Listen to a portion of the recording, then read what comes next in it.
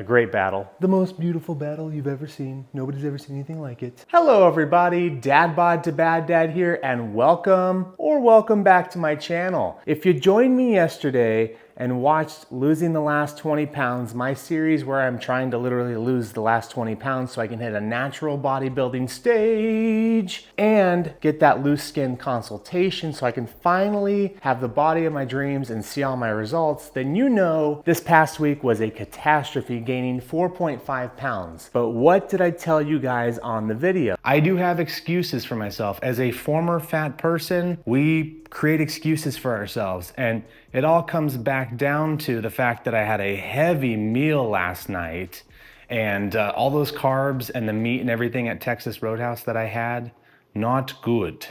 Lots of fat the night before I weighed in, and I knew that today's weigh-in was coming. I didn't feel like I had such a bad week, and I do feel had I not had that meal so late last night, I probably would have stayed about the same. Now I know a lot of you guys weren't watching, which is a problem. So I need you to subscribe, give me a like, and ring that notification bell. And hell, if you're on a weight loss journey, please get down to the comment section below and let me know how you are doing. As I make my black coffee this morning, I want to start in on telling you why I said all that stuff yesterday.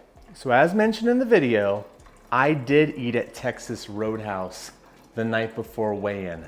And as you guys, or many of you may know, Texas Roadhouse is full of fat, full of flour, and full of fried foods. Now there are good options there. I don't want to disparage the restaurant because you can make great choices at any restaurant, as I learned along my 100-pound weight loss journey over the course of 6 months. But I did not make great choices. I had alcohol, I had cheese fries, I had fried pickles, I had roadkill, which is like a chopped steak, smothered in mushrooms and onions and cheese, and I had a baked potato as well. I'm a big eater still, guys, even though I did lose the 100 pounds right here on this channel, which you can go back and check and look and see for yourself the battle that was.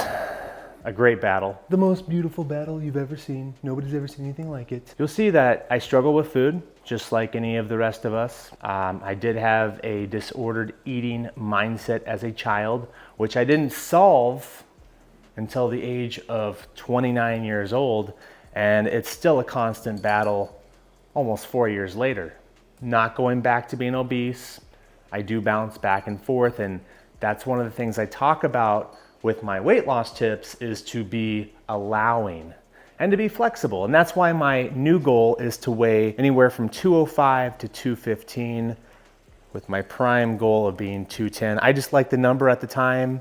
There was one natural bodybuilder that was also 6'1", that used to be very active on social media, not so much anymore, so we'll give him his privacy. But I did have a light day of eating yesterday after that weigh-in.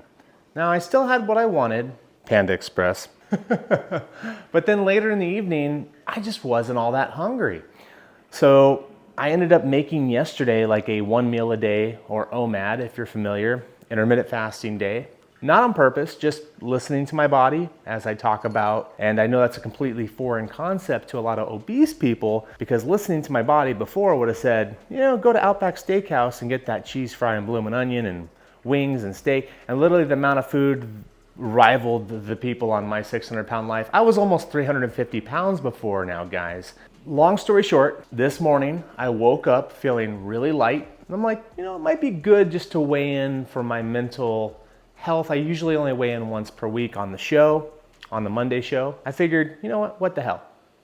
Got on the scale this morning, and as you guys can see, I actually lost 0.3 of a pound this week, which is basically 1/3 of a pound almost. So why am I tripping on myself one day, and the very next day I'm on cloud 9? Well, for one thing, you shouldn't let numbers control you in the weight loss, because as I said in yesterday's video, you can clearly see numbers can mess you up. Now, I do enjoy weighing in on the scale, and that's a practice I did throughout my whole 100-pound weight loss journey in 6 months. Stopped weighing a lot after the fact because I was really doing the body recomposition journey, which I'm currently on, but also losing weight. So now I've got to weigh in. I refuse to track calories But there's an interesting thing about that. I was watching a video last night on YouTube, and it was Will Tennyson, which hilarious. If you haven't seen his channel, amazing. I'm pretty sure everybody and God has seen his channel by now. He is one of the biggest YouTubers ever. But apparently the trainer that he hired for his natural bodybuilding competition doesn't give him calories, which calories can really kind of mess me up as somebody with a background of disordered eating. But he gives them the grams of protein, the grams of carbs, and the grams of fat, which a lot of us might not realize because we all think calories. If you add those specific amounts up, they should end up in a specific calorie range. You know, given you're eating a protein that's lean, given you're eating clean carbs, given you're eating whole foods in general. And I'm not saying you're gonna go eat pork for protein, because though there's a time for that, pork is not the greatest source of protein. But if you follow the grams of carbs, the grams of protein, the grams of fat, you're gonna end up at a certain calorie count, and you don't have to count calories, which I honestly myself, as somebody who is a weight loss, I guess, guru at this point, self-taught.